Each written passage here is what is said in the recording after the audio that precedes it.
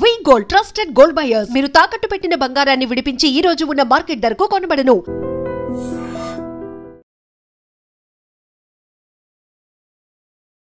నమస్కారం, welcome to I dream. ధర్మ మార్గం విత్ విజిత కార్యక్రమానికి స్వాగతం.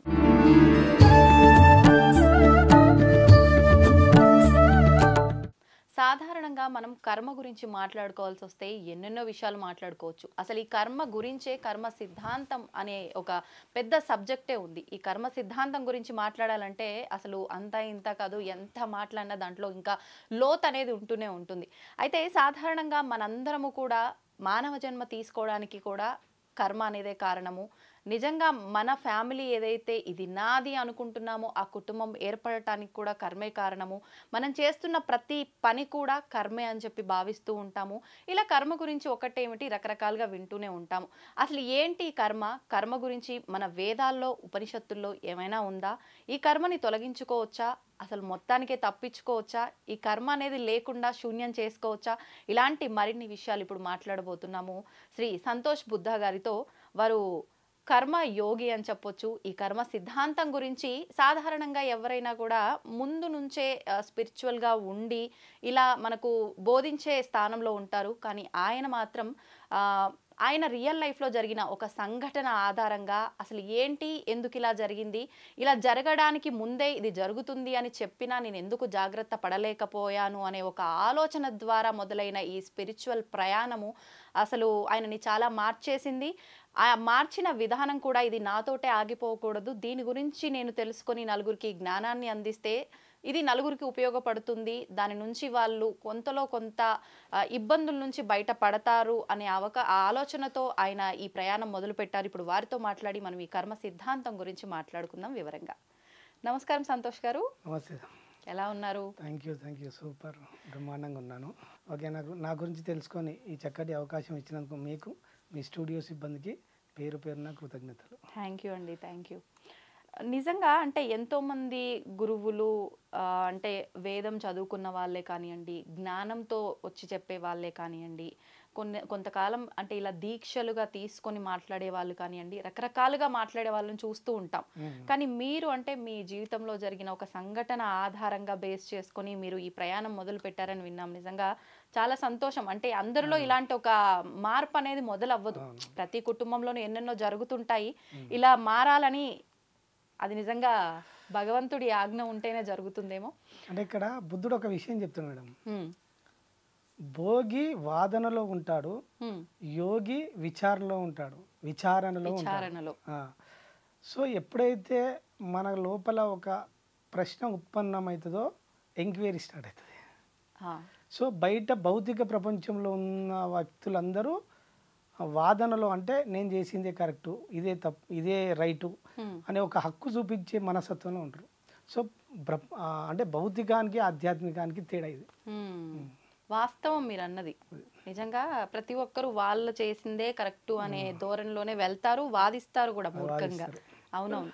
ఇప్పుడు అసలు నిజంగా మీరు మాట్లాడుతున్న సబ్జెక్టులో అంటే నేను విన్నంత వరకు ఈ కర్మ గురించి అంటే కర్మకి ధ్యానానికి సంబంధం ఉందా, ధ్యానం చేస్తే కర్మను తొలగించుకుంటామా అనే పద్ధతిలో మీరు అటు కూడా స్టెప్ వేశారు. అంటే ధ్యానం గురించి కూడా మీరు మాట్లాడుతున్నారు, దానికి సంబంధించిన జ్ఞానం ఇస్తున్నారు. అసలు ముందుగా మనం అసలు కర్మ గురించి మాట్లాడుకుందాం. అంటే మనిషి ఇప్పుడు ఒక జన్మ తీసుకున్నాడు అని అంటే అది గత జన్మ కర్మను బట్టే మళ్ళీ జన్మ తీసుకున్నాడా, లేదు అంటే అసలు ఎందుకు జన్మ తీసుకున్నాడు అంటే ఏం చెప్పొచ్చు? అంటే ఇక్కడ ఒక వ్యక్తి జన్మకు కారణము గతంలో చేసిన యాక్షన్, అంటే ఆ కర్మ వల్ల ఒక ఫలితం పుడుతుంది. అంటే ఇప్పుడు కర్మ ఫలితం ఎట్లా పుడుతుంది అంటే ఒక వ్యక్తి ఒక చర్య చేసినప్పుడు ఆ చర్యకు సంబంధించిన స్పందన జరుగుతుంది కదా, స్పందన వల్ల ఫలితం పుడుతుంది. మనిషి ఎప్పుడు యాక్షన్లో ఉన్నప్పుడు ఈ యాక్షన్కు రెండో వ్యక్తి స్పందిస్తూ ఉంటాడు. రియాక్షన్ ఏమొచ్చిందో దాన్ని బట్టి కర్మ క్రియేట్ అవుతుంది. రియాక్షన్ కాదు, స్వీకరిస్తాడు. ఇప్పుడు నేను ఒక వ్యక్తిని గాయపరిచిన, బాధపడ్డా లేదా? బాధపడతారు. స్పందన జరిగిందా లేదా? అవును. ఆ స్పందన వల్ల ఫలితం పుడుతుంది. ఆ ఫలితమే మనిషి జీవితంలోకి మళ్ళీ అనుభవంలోకి వస్తుంది. ఇదే కర్మఫలం. ఓకే. అంటే అది మనం కొన్నిసార్లు ఇప్పుడు మీరు అన్నట్టుగా ఎదుటి మనిషిని ఇబ్బంది పెడుతున్నాము అని అంటే అది తెలిసి పెడతాము, తెలియక పెడతాము. ఒకవేళ తెలిసి పెట్టినప్పటికీ నిజంగా వాళ్ళు నేను ఇది చేయటం వల్ల ఇబ్బంది పడ్డారు అనే ధోరణి కూడా వాళ్ళకి అర్థం అవ్వని సిచ్యువేషన్స్ కూడా ఉంటాయి. అంటే మనం ఏ రకంగా చేసినప్పటికీ అది కర్మగా మారుతుందంట. 100%. ఇప్పుడు విత్తు భూమిలో ఇప్పుడు ఇక్కడ విత్తు వేసినావు, ఇక టేబుల్ మీద ఒక విత్తనం పెట్టినాం, మొలకెత్తదు. ఎందుకంటే ఇక్కడ స్పందన లేదు. సో అదే ఒక మట్టిలో విత్తనం వేస్తే మొలకెత్తుతుంది. సో ఎందుకంటే అక్కడ స్పందన జరిగింది. స్పందన వల్ల ఫలితం పడుతుంది. మా పొద్దున ఉదయం లేచినప్పటి మనిషి ఎప్పుడు యాక్షన్లో ఉంటాడు కాబట్టి స్పందన కూడా ఉంటుంది. వేరే వ్యక్తికి అంత ఇంటర్లింక్ అయి ఉంటాడు కదా, గ్రూప్లో ఉంటాడు కదా, గ్రూప్లో ప్రతి క్షణం ఏదో యాక్షన్లో ఉంటాడు. యాక్షన్కి సంబంధించిన ఆ స్పందన ఫలితం పుట్టి ఫలితం మన జీవితంలోకి వచ్చేస్తుంది. ఆ ఫలితమే జీవితం అంతే. ఓకే, అంటే ఇప్పుడు అసలు ఈ కర్మే లేకుండా చేసుకునే అవకాశం ఉంటుంది అంటే ఏం చెప్తారు? అసలు మూలం అంటే మూలంకి వెళ్తుంది. మామూలుగా ప్రాథమికంగా మనిషి జీవితం ఎట్లా నడుస్తుంది అంటే, ఇప్పుడు నా అన్వేషణలో ఎప్పుడు నేను స్పిరిచువల్ పార్ట్లోకి వచ్చినాక మనిషిని ఎవరు నడిపిస్తారు అనే ఒక నా తీవ్రమైన తపనలో మనిషికి ఇప్పుడు ఫర్ ఎగ్జాంపుల్ మేడం, ఇప్పుడు ఇది పేరు ఉన్నది కదా, ఈ అక్షరాలు ఉన్నాయి. అక్షరాలు భాషలో మాత్రమే ఉన్నాయి. ఈ భాషలో ఉన్న అక్షరాలను వ్యక్తపరచాలంటే శబ్దం అవసరం. అవునండి. శబ్దం లేకుండా అక్షరాలను ఉచ్చరించలేం, అంటే వ్యక్తపరచలేం. అవును. సో ఈ అక్షరాలకు వెనకాల సౌండ్ ఉంది. అంటే ఎన్ని ఉన్నాయి? 2 ఉన్నాయా లేదా? 2 ఉన్నాయి. అంటే రాత రూపంలో ఉంది, శబ్ద రూపంలో. అక్షరాల రూపంలో, రాత పక్క పెట్టండి. సో అక్షరాలు అనేది వ్యక్తపరచలేం. సో అక్షరాలు అనేది కార్యం, అంటే నేను వ్యక్తపరచడానికి, బయట వ్యక్తపరచడానికి కార్యం. కార్యానికి వెనకాల కారణం ఉంటుంది, రీజన్ ఉంటుంది. సో రీజన్ సౌండ్ అంతే, ఎక్కని ఎవరు తెలియదు. సో ఇట్లా మనిషి జీవితంలో మనిషి పొద్దున నిద్ర లేచినప్పటి సంది పడుకునేదాకా ఏమి తన జీవితంలోకి రావన్నో అది కర్మ ప్రకారమే జరుగుతుంది. కర్మ ప్రకారమే. కర్మ అంటే ఒక వ్యక్తి రావాలన్నా, ఒక వ్యక్తి పోవాలన్నా, తన జీవితంలోకి ఒక వస్తువు రావాలన్నా, ఒక రూపాయి రావాలన్నా గతంలో చేసిన కర్మను బేస్ చేసుకునే వన్ లైఫ్ డిజైన్ ఉంటుంది. అంటే మనం గతం మీదనే మొత్తం మన ఈ ప్రస్తుతం నడుస్తుంది అంటే మరి ఈ ప్రస్తుతంలో చేసే కర్మ ఈ ప్రస్తుతానికి వర్తించదు అసలు ఏమాత్రం కూడా? వర్తించదు, కానీ వర్తిస్తుంది ఆ ఎరుక ఉన్నప్పుడు. మనిషికి ఎరుక ఉండదు. ఎటువంటి ఎరుక? నేను చేస్తున్నానే అనే భ్రమలలో ఉంటాడు. సో వెనకాల బుద్ధి కర్మానుసారిని అంటారు కదా, గత కర్మ వీన్ని వెంబడించు తీసుకెళ్తా ఉంటుంది. ఇది ఎట్లా తీసుకెళ్తుంది అంటే, నేను మీకు ఒక చిన్న స్టోరీ చెప్తాను మేడం. అలాగే అండి. ఒక నాస్తికుడు ఉంటాడు.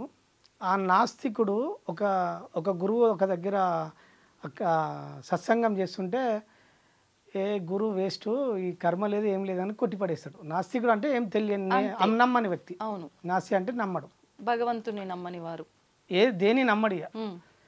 సో ఈరోజు నిన్ను ఇద్దరు వ్యక్తులు బలవంతంగా నీకు అన్నం తినిపిస్తారు అనే ఒక చెప్తాడు ఇష్యూ ఆయన గురించి. వాళ్ళ గురువులకు తెలుస్తుంది కదా, కొంచెం అవగాహన ఉంటుంది. చెప్తాడు. చెప్పినాక గురువు నాకెవరు అన్నం తినిపిస్తారు, నాకు చేతులు ఉన్నాయి, కాళ్ళు ఉన్నాయి, నేను తినాలి తప్ప వేరే వ్యక్తులు నాకెందుకు తినిపిస్తారు అని అనుకుంటాడు. అనుకొని ఈ గురువును ఎట్టి పరిస్థితుల్లో ఆయన చెప్పింది తప్పని నిరూపించాలని స్ట్రాంగ్ అనుకుంటాడు. అనుకొని ఇంటికి వస్తాడు. ఇంటికి వచ్చే క్రమంలో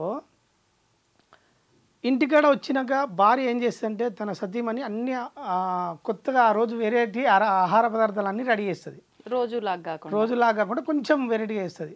సో చిన్న మైండ్ ట్రాన్స్లోకి వెళ్ళిపోతుంది. ఇదేదో ఉన్నది వెళ్ళిపోయి అని చెప్పి ఇక్కడ ఉంటే నాకు ఏదో జరుగుతుంది. ఇక్కడ గురువు చెప్పింది ఊకే మైండ్లో ఉంటుంది కదా. సో చెప్పేసి ఇక్కడ ఉండొద్దు ఈరోజు రాత్రి, ఎట్టి పరిస్థితుల్లో నేనే నిరూపించాలని స్ట్రాంగ్ నిర్ణయం తీసుకుంటాడు. తీసుకొని వెళ్ళిపోతాడు. వెళ్ళిపోయి బయటికి ఊరవతలకి వెళ్ళిపోయాక జనాలు కనబడని ప్లేస్కి వెళ్ళాలని పోయి ఒక పెద్ద చెట్టు ఎక్కి కూర్చుంటాడు. అంటే గురువు చెప్పింది జరగకుండా ఉండడం కోసం చెట్టు ఎక్కి పైన కూర్చుంటాడు. కూర్చున్నప్పుడు ఏమవుతుందంటే అక్కడ ఒక ఇద్దరు వ్యక్తులు పని చేసే వ్యక్తులు ఉంటారు. వాళ్ళు భోజనం చేయడానికి ఆ చెట్టు కిందకి వస్తారు. వాళ్ళు చెట్టు కిందకి వచ్చి కరెక్ట్ ఆ భోజనం తినే సమయంలో ఒక క్రూర జంతువు వచ్చి అరుస్తుంది. అరిచినప్పుడు వీళ్ళు వెళ్ళిపోతారు, వీళ్ళు పారిపోతారు.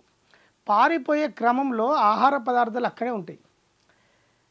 అక్కడ పక్క పండి సేమ్ అదే జర్నీలో పక్క గ్రామంలో ఒక 3 వ్యక్తులు దొంగతనం చేసి నగలు దొంగతనం చేసుకొని వాళ్ళు వెళ్ళిపోవాలి. వెళ్ళిపోయే క్రమంలో వాళ్ళకి ఏం బుద్ధి పుడుతుందంటే ఇదంతా షేర్ చేసుకోవాలి, ఆ నగలు పంచుకోవాలి. వాళ్ళకి చెట్టు కిందకి వచ్చి వాళ్ళను డైరెక్షన్ ఆ చెట్టు కిందకి వస్తారు. ఆ చెట్టు కింద 3 షేర్ చేసుకుందామని నిర్ణయం తీసుకుంటారు. వస్తారు, వచ్చే వరకు మంచి ఆహారం కనబడుతుంది. ఒకరికి అరే ఆహారం ఉన్నది మన కోసమే పెట్టినని ఒక వ్యక్తి అంటాడు. ఇంకో వ్యక్తి ఏమంటాడంటే ఇంట్లో ఎవరో విషయం కలిపిర్రు, మనం తింటే చనిపోతే మనల్ని ఎవరో ఫాలో అవుతుర్రు, సో ఇదేదో ఉన్నది అని చెప్పి ఇంకో వ్యక్తికి డౌట్ వస్తుంది. మూడో వ్యక్తి ఏం చేస్తాడంటే గమనిస్తూ ఉంటాడు. గమనించినప్పుడు పైన చిన్న సౌండ్ శబ్దం విని చూస్తే ఆ వ్యక్తి కనబడతాడు. సో ఆ వ్యక్తిని కిందికి దించి ఇందులో ఆ విషయం కలిపి మమ్మల్ని తిని చంపేయాలనుకున్నావు, ఈ నగలన్నీ తీసుకోవాలనుకున్నావు కదా అని అడుగుతారు. నాకు సంబంధం లేదు, నేను చేయలేదు, అది ఎవరు పెట్టిరో నాకు తెలియదు అంటాడు. అనేసరికి మరి నువ్వు పెట్టలే కదా, నువ్వు తిను అంటాడు. తినడు ఆయన. తినపోతే అప్పుడు ఇద్దరు బలవంతంగా చెట్టుకు కట్టేసి బలవంతంగా తినిపిస్తారు. అప్పుడు ఆ వ్యక్తికి అర్థమైంది. ఏమర్థమైంది? గురువు చెప్పింది అంటే జరగబోయే కర్మఫలం తప్పించుకోలేరని ఒకటి. అంటే ఇంట్లో ఉంటే జరుగుద్దేమో అని బయటికి ఎవరూ లేని ప్రదేశానికి వచ్చినా జరిగింది అంటే కర్మ ఏ టైంలో ఎలా జరగాలో అది జరిగి తీరుతుంది సరే అని అర్థమా? దాని అర్థం. సో ఇలా 2-3 ఉంటాయి. మనం పరిశీలిస్తే ఆ ఒక్క వ్యక్తే కనబడుతుంది ఇక్కడ, అంతేనా లేదా? సో ఆయన డైరెక్షన్ అన్న బుద్ధి అటువైపు మరల్చడానికి ఇంటికాడ భార్య సహకరించింది. అర్థమైందా? అవును. మళ్ళీ అక్కడికి వచ్చినాక రైతులు పని వ్యక్తులు ఉన్నారా, వాళ్ళు భోజనం తెచ్చుకున్నారు. ఆ భోజనం తెచ్చుకున్నది ఎవరి కోసము? వాళ్ళ కోసం తెచ్చుకున్నారు. వాళ్ళ కోసం ఇంటికాడ రెడీ చేసుకొని తెచ్చుకున్న భోజనం ఎవరు తినాలి? వాళ్ళు తినాలి. కానీ తెచ్చుకున్న భోజనం కూడా వాళ్ళ చేతిలో లేదు, చూసిరా? అర్థమైందా? ఇంకా దొంగలు ఎందుకు వచ్చిరు? వాళ్ళ దొంగతనం కోసం, వాళ్ళ జీవనోపాధి కోసం దొంగతనం చేసి వెళ్ళిపోతారు. వెళ్ళిపోయే డైరెక్షన్లో వాళ్ళు ఎక్కడికి వెళ్ళైనా వెళ్ళిపోవచ్చు. వాళ్ళ సొంత ఊరికి వెళ్ళిపోవచ్చు, లేదా ఎక్కడైనా షేర్ చేసుకోవచ్చు. కానీ వాళ్ళు ఆ చెట్టు కిందకే వచ్చారు షేర్ చేసుకుందామని. ఇప్పుడు ఈ గ్రూపు మొత్తం ఎవరి కోసం పనిచేసింది? ఈయన కోసం పనిచేసింది. సో ఇప్పుడు ఈ దొంగల మైండ్ ఎవరి చేతులు ఉంది? డెస్టినీ అనుకోవచ్చా? డెస్టినీ పక్క పెట్టండి మేడం. ఈయన కర్మం, ఇప్పుడు ఈయన బలవంతంగా తినే కర్మఫలం ఉన్నది కదా, ఈయన కర్మఫలం ఇతర వ్యక్తులను ఇన్ఫ్లుయెన్స్ చేసిందా లేదా? చేసింది. సో ఇక్కడ దొంగల మైండ్ వాళ్ళ చేతులు ఉందా? లేదు. అర్థమైందా లేదా? అర్థమైంది. అంటే గ్రూపు మన కర్మఫలము ఇంతమందిని గ్రూపును క్రియేట్ చేసి ఆ కర్మఫలం అనుభవించడానికి ఏ వ్యక్తిని ఎలా వాడుకోవాలో అలా డిజైన్ చేస్తుంది. ఒక చిన్న డౌట్ అండి, ఇప్పుడు మీరు చెప్పిన దాన్ని బట్టి ఈ స్టోరీ వింటే నాకేమనిపించిందంటే ఆయన ఒక్క వర్క్ జరగడం కోసము ఇంతమంది భాగస్వామ్యం అయ్యారు ఇక్కడ. చెప్పడం గురువు, ఇంట్లో వైఫ్, ఇక్కడ దొంగలు, ఇక్కడ రైతులు, ఫైనల్ గా ఈయన కర్మ కోసం. అంటే ఇప్పుడు ఈయన ఇది గత జన్మ చేసుకున్న దాన్ని బట్టే ఇక్కడ ఈ కర్మ కూడా జరిగింది. వీళ్ళందరూ లింక్ అయి ఉన్నారంటే గత జన్మలో ఈయన కర్మకు వీళ్ళంతా భాగస్వామ్యం. ఇక్కడ వీళ్ళందరిని ఏమంటామంటే మనం సహాయ కర్మలు అంటాం. అంటే ఈయన అనుభవించడానికి వీళ్ళు సహాయం చేయడానికి వచ్చారు వీళ్ళు. మనము అట్లా చూడొద్దు ఈ కర్మను. ఇప్పుడు దొంగలు వాళ్ళ పాత్ర ఏంది? వాళ్ళ కర్మలో వాళ్ళు ఉన్నారు. వాళ్ళ కుటుంబ పోషణ కోసం దొంగతనం చేసుకొని వెళ్ళిపోతారు. అక్కడ పని వాళ్ళు వాళ్ళ కుటుంబ పోషణ కోసం, కానీ వాళ్ళ కర్మలో వాళ్ళు వండుకుంటూ ఇతనికి లింక్ అయ్యారు. అర్థమైందా? అంటే ఇక్కడ ఎవరి కర్మ వాళ్ళకు వెంబడిస్తూ ఉంటుంది. వీళ్ళ కర్మను బేస్ చేసుకొని ఇంకో గ్రూపుకు లింక్ అవుతాం. ఇప్పుడు మీ కర్మ మీరు ఉన్నది మేడం, మీరు మీ ఉద్యోగ రీతిలో ఉన్నారు. సో ఇప్పుడు నేను నా కర్మ అనుభవించడానికి నేనున్నా. సో ఇప్పుడు మనం ఈ గ్రూప్ కావాలంటే ఇప్పుడు 4 వ్యక్తులు గ్రూప్ జమ అయ్యారా లేదా? సో ఈ 4 వ్యక్తులు అంటే ఇది నడిపేయడానికి ఈ 4ని ఫామ్ చేస్తుంది. దీని వెనకాల మళ్ళీ ఏమేం జరగనో మొత్తం కర్మఫలం బేస్ చేసుకొని తన అనుభవంలోకి ఏది రావనో ఆ ఫలం, కర్మఫలం అంటే తన అనుభవంలోకి రావడం. ఆ ఫలము మొత్తం సృష్టిలో వారికి ఎవరెవరికి ఇంటర్లింక్ అయి ఉన్న వ్యక్తులు అందరూ వస్తారు. ఇది ఎట్లుంటుందంటే ఇప్పుడు మన బాడీలో ప్రతి సిస్టమ్ మన మైండ్ కనెక్షన్ ఉంటుంది కదా. ఈ విశ్వంలో ఇప్పుడు భూమి మీద ఉన్న 800 కోట్ల ప్రతి మైండ్ ఒక సూత్రం కలుపుతుంది అక్కడ అందరినీ. ఏ వ్యక్తి ఏ కర్మ చేసినా ఆ కర్మకు సంబంధించిన డిజైన్ ఇంకో వ్యక్తికి లింక్ అయి ఉంటాడు.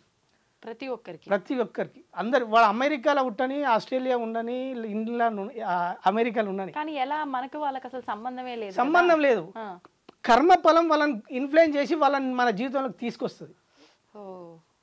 ఇప్పుడు నేను ఈ ఎక్స్పెరిమెంట్ చేసిన కొన్ని, ఎలా ఇవన్నీ నాకు అవగాహన వచ్చినాక, సో కర్మ నడిపించినప్పుడు మనం ఏ కర్మ చేస్తే ఎటువంటి ఫలితం వస్తుంది, ఎట్లా చేస్తే ఎట్లా వస్తుంది అనే దాని మీద నేను కొన్ని చేసిన తర్వాత నేను డైలీ ఒక సత్కర్మ చేసుకుంటా పోదాము ఎట్లుంటుంది అని నేను ఎక్స్పెరిమెంట్ చేసిన.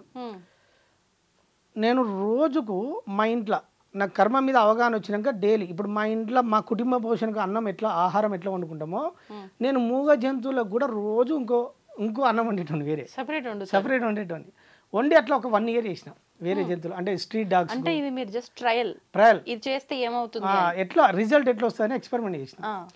ఒక 1 year చేసిన తర్వాత ఈ క్రమంలో నేను వీళ్ళకు చెప్పడం స్టార్ట్ చేసిన.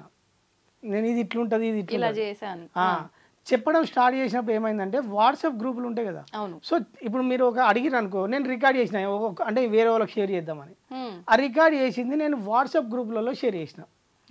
అది షేర్ చేసి ఇది ఎట్లా దారి తీసిందో మన బుద్ధి కర్మానుసారనో ఇది షేర్ చేసే క్రమంలో నా ఆడియో ఒక వ్యక్తి దగ్గర పోయింది, యూఎస్లో ఉన్న ఒక వ్యక్తి దగ్గర పోయింది. పోయి ఆ సారు 1 year తర్వాత నాకు ఒక $1000 పంపించిండు. మీతో టచ్లో లేడా? అసలు నాకు సంబంధం లేదు.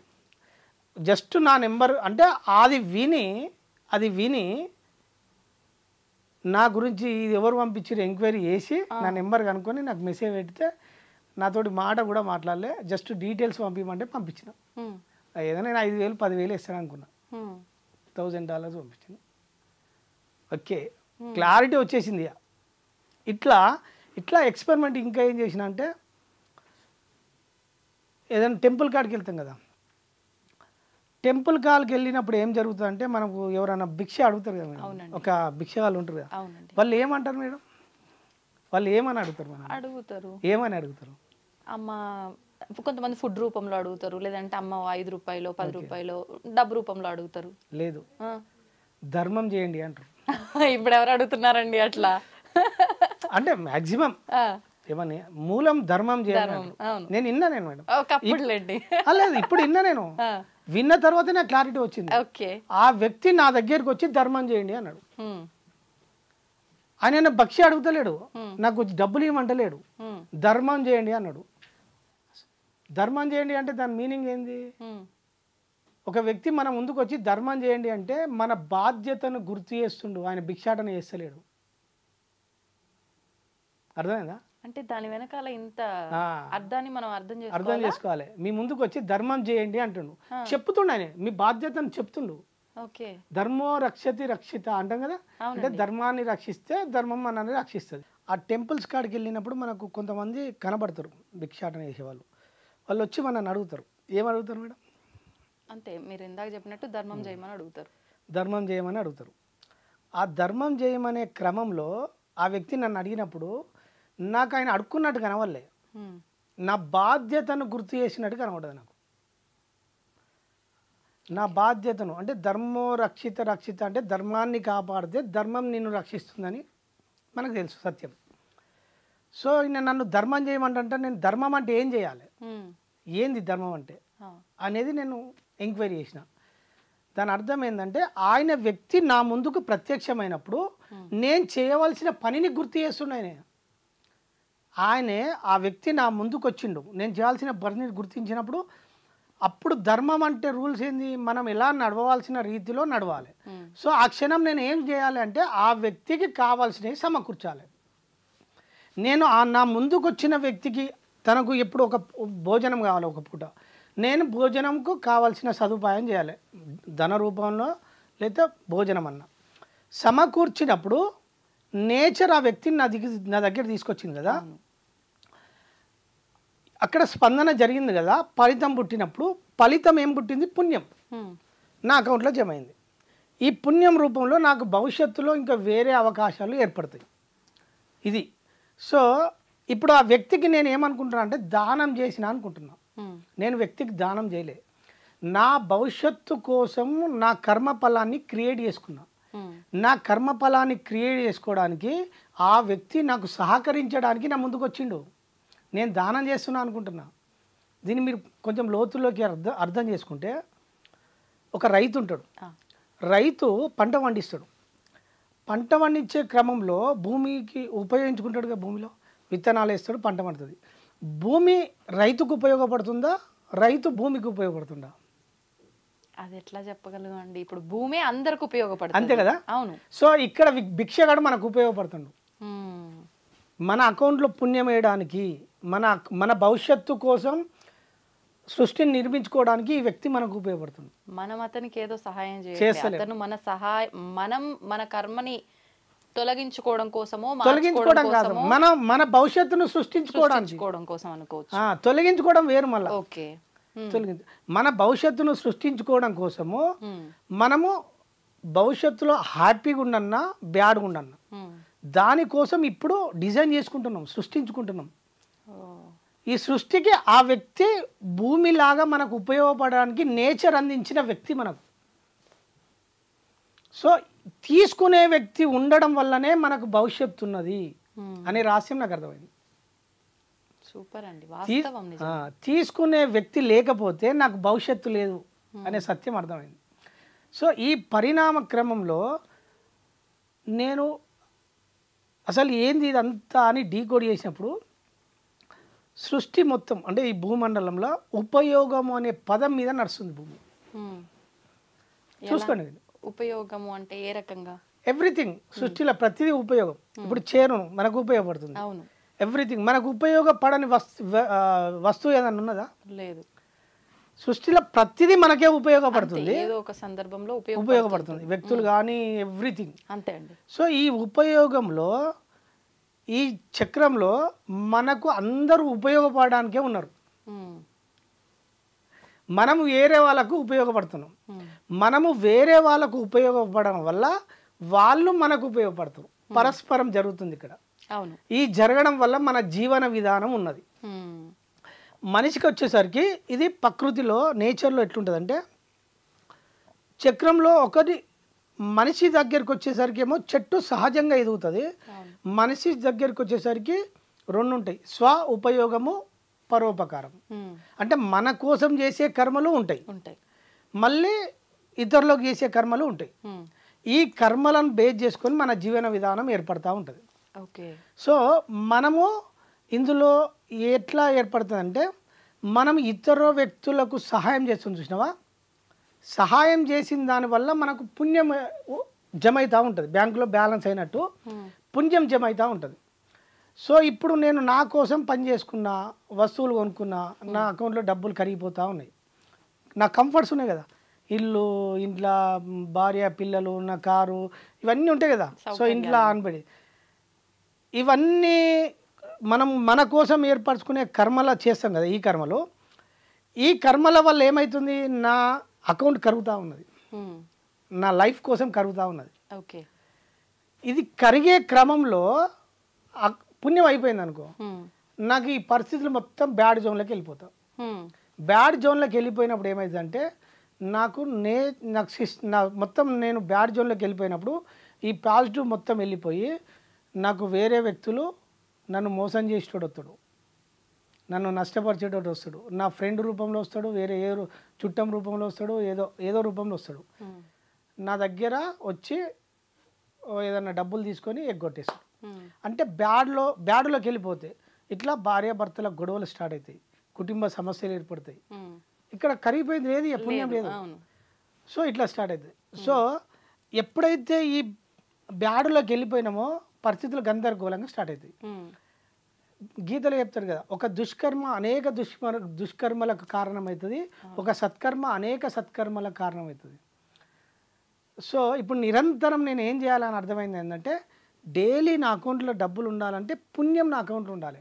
రోజు సత్కర్మలు చేయడం వల్ల నాకు రావాల్సినవన్నీ నేచర్ సమకూర్చుతుందని నాకు అర్థమైపోయింది. సో నేను ఇవన్నీ చేసుకుంటూ వచ్చిన క్రమంలో నాకు అర్థమైంది ఏంటంటే, మనకు నీడ ఉంటుంది కదా, సూర్యుడు, ఎర్లీ మార్నింగ్ నీళ్ళ పడ్డప్పుడు పొద్దున ఉదయం మన నీడ అక్కడ దాకా ఉంటుంది, పొద్దున నీడ అక్కడ దాకా ఉంటుంది. మధ్యాహ్నం కల్లా నీడ వచ్చేసరికి మన కిందికి దాకా వస్తుంది. సో ఇక్కడ ఏమైంది, కరిగిపోయింది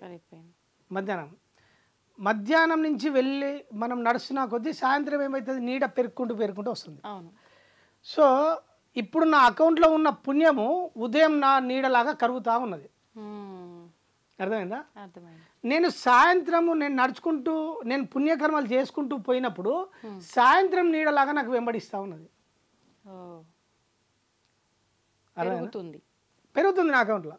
ఈ పుణ్యకర్మలు చేసుకుంటూ పోయినప్పుడు నాకు పుణ్యం పెరిగినప్పుడు నా పరిస్థితులకు అనుగుణంగా నా కొత్త పరిస్థితులు అంటే నేను నా డైరెక్షన్లో నా జీవితంలో ఇంతకు ముందుకున్న వ్యక్తుల నేచర్ ఏం చేసిందంటే వాళ్ళ కనెక్షన్ కట్ చేసింది. ఆ వ్యక్తులు దూరం అయిపోయారు, సహజంగా దూరం అయిపోయి నాకు ఏదైతే కావన్నో ఆ గ్రూప్ ఆఫ్ పీపుల్ నాకు పరిచయం అయ్యారు. ఆ వ్యక్తులు నాకు ఇంటర్లింక్ అయ్యి నా జోన్లోకి వచ్చేసారు. ఆ వ్యక్తుల ద్వారా నాకు అన్ని సమకూర్చబడడం స్టార్ట్ అయినాయి. ఇది మ్యాచ్. ఇప్పుడు మీరు అన్నట్టుగా మీరు స్టార్టింగ్లోనే ఒక స్టోరీ చెప్పారు. అంటే ఇప్పుడు మీరు అనుకున్నట్టుగా ఈ టెంపుల్కి వెళ్ళి వాళ్ళకి మనది ఏదో మనం క్రియేట్ చేసుకోవడం కోసం వాళ్ళకు ఒక రూపాయి ఇవ్వటమో ఏదైనా ఆహారం పెట్టడమో చెయ్యాలన్నా లేదు ఇంకేదో ఒక రూపంలో మనం పొద్దున్న నుంచి సాయంత్రం వరకు మనం పాజిటివ్ ఇస్తే అది పాజిటివే మనకు వస్తుంది, నెగిటివ్ ఇస్తే నెగిటివే వస్తుందన్న ఇప్పుడు మీరు చెప్పిన ఈ సిద్ధాంతం ప్రకారం తీసుకున్నా అంటే ఈ నీడ ఉదాహరణ తీసుకున్నా ప్రకృతి మనకు సహకరించాలి. మొదట మీరు అక్కడ గురువు ఆయనకి ఏదైతే ఇద్దరు వచ్చి ఆహారం పెడతారు అది చెప్పిర్రో అక్కడ అన్ని అలా క్రియేట్ అయ్యాయి. అంటే అది భగవంతుడి క్రియేట్ చేశాడా, నేచర్ ప్రకృతి క్రియేట్ చేసిందా, మొత్తానికి జరిగింది. ఒకవేళ అది అలా జరగకపోయి ఉంటే ఏం చేయలేం కదా. అంటే ఇప్పుడు నాకు ఆలోచన ఉంది నేనేదో మంచి చేయాలని, పరిస్థితులు ప్రకృతి భగవంతుడు కూడా సహకరించాలి కదా. సహకరించింది నేను అనుకున్న పని నేను చేయలేను కదా. ఈ ఆలోచనలో ఉన్న వాళ్ళకి ఏం చెప్తారు?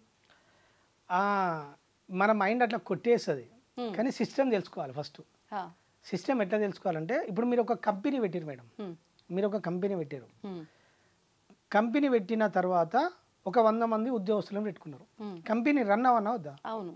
కంపెనీ రన్ అవ్వాలంటే పై నుంచి CEO నుంచి కింది దాకా లేబర్ పనిచేయదాకా మేనేజర్ ఉంటారు, HR ఉంటారు, అన్ని డిపార్ట్మెంట్లలో ఎవరి పని వాళ్ళు ఉంటారా లేదా? ఉంటారు. అంత సిస్టమ్ అంతా ఎవరు తయారు చేసారు? మీరు ఎవరైతే మీరు CEO అనుకోండి. సో మీరు కంపెనీ చేసినప్పుడు కంపెనీలో ఈ వ్యక్తికి ఇంత జీతం ఇవ్వాలి, ఈ వ్యక్తికి ఇంత జీతం ఇవ్వాలని ఎవరు నిర్ణయించారు? ఎవరికైతే ఆలోచన వచ్చి మొదలు పెట్టారో వాళ్ళే డిజైన్ చేస్తారు. మీరు ఫస్ట్ ఒక సిస్టమ్ తయారు చేసిరా లేదా? ఒక ధర్మం తయారు చేసి అంటే రూల్స్ అండ్ రెగ్యులేషన్స్ తయారు చేసిరా లేదా? సో ఆ రూల్స్ ప్రకారమే ఏ వ్యక్తికి ఎంత జీతం ఇవ్వాలని ఉంటుంది. సో ఇప్పుడు మీరు CEO, మీరు పైన ఉన్నారు, మీ కంపెనీలో 100 మంది ఉద్యోగస్తులు, మేనేజర్కి 1 లక్ష ఇచ్చారు, కానీ కింద లేబర్ పనిచేసే వ్యక్తులకు ఒక 20,000 50,000 ఇచ్చారు. మరి కింద వాళ్ళకి మీరు అంత జీతం ఇస్తలేరు కదా. మరి ఎందుకు ఇస్తలేరు? అంటే ఏ పనికి తగ్గట్టు అంత వేతనము అని అది అంత ఎవరు నిర్ణయించారు? నేను ఆ పొజిషన్ లో ఉన్నా మెయిన్ కాబట్టి నేను డిసైడ్ చేసా అనుకోవచ్చు ఇక్కడ వరకు. అంటే మీరు అన్నట్టుగా మన కర్మ ఏదైతే మనం క్రియేట్ చేసుకున్నది ఉందో దాని ద్వారా మీరు లోతులోకి పరిశీలించాలి. ఇక్కడ ఏమైతుందంటే మీరు ఆల్రెడీ సిస్టమ్ కంపెనీ ఎస్టాబ్లిష్ కోసం పెట్టిరు, ఎంతమంది వ్యవస్థ నడుస్తుంది, కానీ మీరు మీ ప్లేస్లో అట్లే ఉన్నారు, మీరు అట్లే ఉన్నారు. ఇక్కడ సృష్టి మనం గాడ్ అనుకోండి, మీరు ఏమన్నారు, సృష్టి ఏం చేస్తుందంటే మొత్తం ఒక సిస్టమ్ ఒక పద్ధతి ప్రకారం సృష్టి నడుస్తూ ఉంది. దానికి కూడా కొన్ని రూల్స్ అండ్ రెగ్యులేషన్స్ ఉన్నాయి. అవన్నీ ధర్మాలు, ప్రకృతి ధర్మాలు ఉంటాయి. మనం ప్రభుత్వం నడవడానికి కొన్ని శాఖలు అవన్నీ ఎట్లుంటాయో సృష్టి నియమాలు ఉంటాయి. సృష్టి నియమాల ప్రకారం ఎవరికి ఏది చేరవేరన్నో అది చేరవేరుతుంది. ఆ సృష్టి నియమం అనేది ఎలా క్రియేట్ చేయబడింది? సృష్టి తనకు తాను రచించుకుంటుంది. ఎందుకు అట్లా? నడవాలి కదా, కార్యం జరగాలి కదా. అంటే ఇప్పుడు మీరు నేను మనుషులం, ఒక హ్యూమన్ బీయింగ్. సృష్టిలో మీరు ఒకటే నేను ఒకటే, మీకు ఒక రకంగా నాకు ఒక రకంగా ఎందుకు క్రియేట్ చేస్తుంది? ఆట, గేమ్లో రోల్ ఉంటుంది. మీ రోల్ అది, నా రోల్ ఇది. నాకు ఏది కావన్నో సమకూర్చడం సృష్టి బాధ్యత, మీకు ఏది రావన్నో సమకూర్చడం సృష్టి బాధ్యత. కానీ ఇన్బిల్ట్ ఇక్కడ భూమి మీదకి వచ్చిన తర్వాత ఏమవుతుంది అంటే మనం వచ్చేటప్పుడు రోల్ ప్రకారం వస్తాం. ఇక్కడికి వచ్చినాక ఏమవుతుందంటే మనం వచ్చే రోల్తో పాటు మనం రోల్ తెచ్చుకుంటాం, ఆ రోల్తో పాటు ఫ్రీ విల్ తెచ్చుకుంటాం. ఇది ఎలా? ఫ్రీ విల్ అంటే భూమి మీదకి వచ్చినాక మన జీవితం ఏమవుతుందంటే, మనము భూమి మీదకి వచ్చినాక ఆ రోల్ను మర్చిపోతాం. మనం మాయ, ఇది మాయ కదా, ఎందుకు వచ్చామనే పర్పస్ మర్చిపోతాం. మర్చిపోయి మన రోల్ ఏం చేస్తుంటే మన ప్రణాళిక ఆ డైరెక్షన్లో తీసుకెళ్తూ ఉంటుంది, మనకు తెలియదు. సో ఆ రోల్ ఒక్కొక్క ఎక్స్పీరియన్స్ ఒక్కొక్కరు అందరి ఇంటర్లింక్ అయి ఉంటుంది. సో అందులో మనకు బాధ కలగవచ్చు. కానీ ప్రపంచంలో అందరినీ చూసినప్పుడు మనకు భోగాలు సుఖాలు కావాలని కోరుకుంటాం, లగ్జరీస్ కావాలని కోరుకుంటాం. ఇది మైండ్ కోరుకుంటుంది, కానీ మూలం అది ఉంటుంది కదా. సో ఇప్పుడు మీ రీసెంట్గా కుబేర సినిమా చూసిరా మేడం? అందులో మీరు గమనించండి, ప్రతి పాత్ర వై జంక్షన్లో ఉంటుంది. ఇప్పుడు నాగార్జున ఉన్నాడు, తను ఓటు అనుకుంటే జీవితం ఇంకో వైపు తీసుకెళ్తుంది.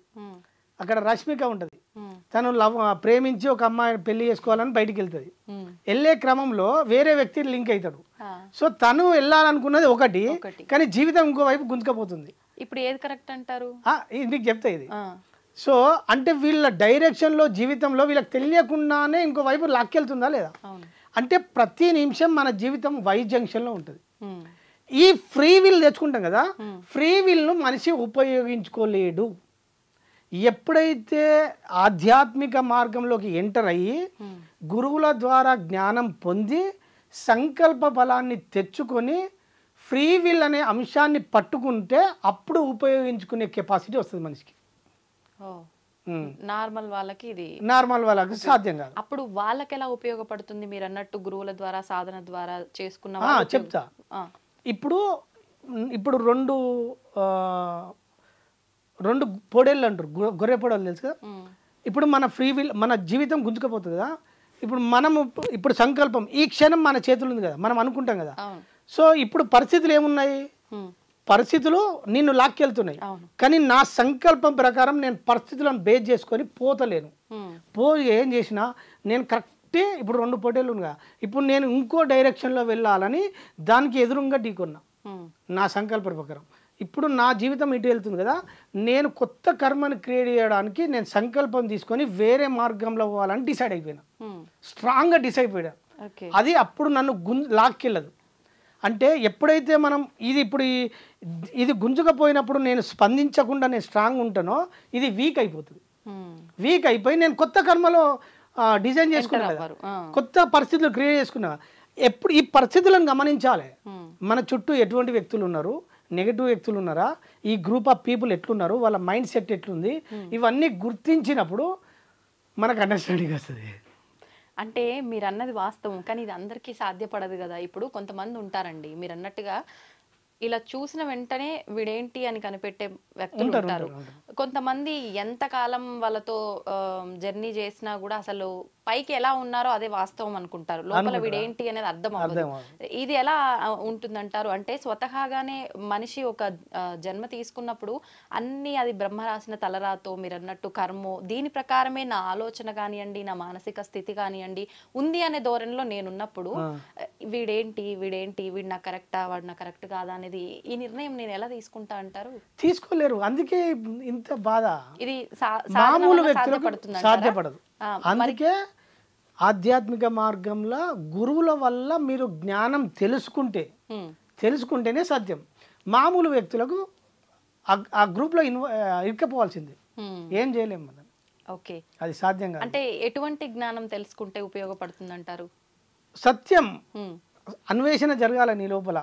నా జీవితాన్ని నేను నిర్మించుకోవాలి, ఉద్ధరించుకోవాలి అని స్ట్రాంగ్ నిర్ణయం తీసుకొని వ్యక్తి నిలబడితేనే సాధ్యం. అది అంటే ఎవరో మనకు చెప్తారు, లేదంటే వాళ్ళ ద్వారా నేను తెలుసుకుంటా అనే భావన కరెక్ట్ కాదంటారా? మనని మనం గ్రహించుకోవడమే. మీ భగవద్గీతలో ఏమంటది? ఉద్ధరేనాత్మనాత్మానం నాత్మానం అవసావదయేత్, ఆత్మైవ ఆత్మనో బంధు ఆత్మైవ రిపురాత్మన. అంటే ఇది ఏం చెప్తుండంటే ఎవ్వరిని వాడే ఉద్ధరించుకోమని చెప్తుండే. ఇక్కడ రెండో వ్యక్తికి నీవు ఉద్ధరించలేడు. కానీ మనకు సొసైటీలో గురువులు ఉంటారు కదా, గురువుల దగ్గర పోయినప్పుడు ఏమవుతుందంటే వాళ్ళు ఎంతో సాధన చేసి వాళ్ళు నేర్చుకున్న విద్య ఉంటుంది కదా, ఆ విద్యను మనకు ఇన్ఫర్మేషన్గా ఇస్తారు. ఆ ఇన్ఫర్మేషన్ ఇచ్చినప్పుడు ఏ గురువు ఎలా చెప్పిండు, ఇది ఎంతవరకు సత్యం అని మనం ఎంక్వైరీ చేసి దాన్ని ఎక్స్పెరిమెంట్ చేస్తే మనకు ఫలితాలు వస్తాయి. ఓకే. ఆచరించినప్పుడే రిజల్ట్ వస్తాయి. ఆచరించకుండా మళ్ళీ గురువులు చెప్పింది వింటే అది ఇన్ఫర్మేషన్ కిందనే ఉంటుంది. ఈ గురువులు చెప్పింది కూడా మనకు వినాలి. మనకు సుమతి పద్యాలలో ఉంటుంది, వినదెవరు చెప్పినా వినినంతనే వేగిరపడక. అంటే ఎవరు చెప్పినా వినాలే, కానీ మళ్ళీ తొందరపడకుండా నిర్ణయం తీసుకోవద్దని చెప్తుండ్రు. అంటే విన్నదాన్ని వెంటనే ఆచరించకుండా ఆచరించాలి, కానీ ఆచరించే ముందు ఆలోచించాలి, ఎంక్వైరీ చేయాలి, ఇది కరెక్టా కాదా అని ఎంక్వైరీ చేయాలి. సో ఇవన్నీ గురువుల ద్వారా సేకరిస్తేనే మనకు అర్థమవుతుంది. ఇప్పుడు మీరు అన్నట్టుగా విన్నాను, ఇప్పుడు మీరే చెప్పారండి, మీరు చెప్పినప్పుడు నేను విన్నాను, ఏదన్నా మీరు ఇలా చెయ్యండి అని నాకు చెప్పారే అనుకోండి, చెప్పింది నేను విన్నాను, విన్న తర్వాత నాకు ఇంకా ఆ విన్నంతసేపు మీరు చేసిన ఆ మోటివేషన్ అనేది నన్ను వెంటనే ఆ పని ఆచరించు అన్నట్టుగా నేను మోటివేట్ అయ్యానే అనుకోండి. ఇప్పుడు నా మనసు దీని వైపే వెళ్తుంది, కానీ ఈయన చెప్పింది కరెక్టా కాదా అనే ఆలోచనే నేను చేయలేకపోతున్నా. అలాంటప్పుడు అందుకే మీరు సెల్ఫ్ ఎంక్వైరీ ముఖ్యం, అందుకే నిలబడడం ముఖ్యం. ఇక్కడ సంకల్పం ఏం చెప్తుంది, మీరు సంకల్పం తీసుకోవాలి కదా. ఈయన కరెక్ట్ చెప్పిండా తప్పు చెప్పిండా ఎంక్వైరీ చేసుకోవాలి. ఇప్పుడు నేను గుడ్డిగా నేను చెప్పిన అనుకో, మీకు ఎట్లా రిజల్ట్ వస్తుంది? ఆ రిజల్ట్ నెగిటివ్ వచ్చే అవకాశం ఉంటుంది. సో మీరు పరిశీలించి నాకు మంచి జరుగుతుందా చెడు జరుగుతుందా మీరు నిర్ణయం తీసుకోవాలి. ఓకే. అంటే ఒక విషయం ఒకరి విషయంలో కరెక్ట్ అవ్వచ్చు. ఇప్పుడు మీ అన్వేషణ ప్రకారం మీకు ఇది కరెక్ట్ అనిపించింది, మీరు చెప్పింది నాకు వినటానికి కరెక్ట్ అనిపించవచ్చు, కానీ మీరు చెప్పిన విధానం నాకెంత వరకు కరెక్ట్ అనే ఆలోచన నాలో మొదలవ్వాలి, నిలబడాలి. నిలబడినప్పుడు మీరు ఆచరణలోకి వెళ్తారు. ఆచరణలోకి వెళ్ళినప్పుడు ఏమైందంటే మీది దాని యొక్క ఫలితం మీ జీవితంలోకి దాన్ని ఏమంటారు, ఫలితం వస్తుంది, అంటే కనిపిస్తుంది, అనుభవంలోకి వస్తుంది, సాక్షాత్కారం జరుగుతుంది. సాక్షాత్కారం అంటే ఫలితం, అదే ఆ ఫలితం మన అనుభవంలోకి వస్తుంది. ఇప్పుడు మీరు ఇందాక చెప్పిన ఒక ఉదాహరణ ఏదైతే గుడి దగ్గర వాళ్ళు ధర్మం అని అడిగారో, అంటే ఇప్పుడు ఈ మధ్య కాలంలో అలా అడిగే వాళ్ళు సంఖ్య పెరిగిపోయింది. అందరూ నిజంగా అవసరం కోసమే అడుగుతున్నారా అనేది ఒక క్వశ్చన్ మార్కు. ఇప్పుడు మానవుల ఆలోచన విధానం ఎలా ఉంది అంటే, ఎవరైనా వచ్చి ఒకటి అడిగిరు అంటే మనం అంటే కొంతకాలం కిందట కొన్ని వీడియోలు కూడా వినడం జరిగింది, అది ఎంతవరకు వాస్తవమో తెలియదు, కానీ ఇవాళ రేపు అడుక్కునే వాళ్ళ దగ్గర పెద్ద పెద్ద బిల్డింగ్లు చాలా చాలా అవి ఇవి ఉన్నాయి అని చెప్పి విన్న తర్వాత కొంతమంది ఆలోచన విధానం ఎట్లుంది అంటే, వాళ్ళే బావుర్రు, ఇప్పుడు మనకన్నా కూడా వాడన్నా అడుక్కొని ధైర్యంగా తింటున్నాడు, మనం ఆ మాత్రం కూడా చేయలేము, ఈ మిడిల్ క్లాస్ ఫ్యామిలీస్ పరువు కోసం చచ్చిపో, ఇలాంటి విధానంలో నిజంగా అది అసలు నిజంగా వాడు మన కర్తవ్యాన్ని మనం నిర్వర్తించడం కోసం అడుగుతున్నాడు అనే భావన ఎలా వస్తుంది? అందుకే సెల్ఫ్ ఎంక్వైరీ ముఖ్యం. ఫస్ట్ మనము నిర్ణయం తీసుకునే ముందు ఇది కరెక్టా కాదా నిర్ణయం తీసుకున్న తర్వాత ఆచరించాలి. ఫస్ట్ మనం దాన్ని జెన్యూనా కాదా పరిశీలించాలి. ఇది ముఖ్యం. జెన్యూనా కాదా పరిశీలించిన తర్వాత చేయాలి. నేను ఇవన్నీ తెలుసుకున్న తర్వాత కొన్ని చేసిన, నాకు 2-3 జెన్యూన్ కాదనిపించింది ప్రాథమిక దశలో. ఎటువంటి సందర్భాల్లో నేను కొంచెం అంటే ఇప్పుడు ఇక్కడ కొన్ని చారిటీలో పోయినా, సార్ నాకు జెన్యూన్ అనిపించలే.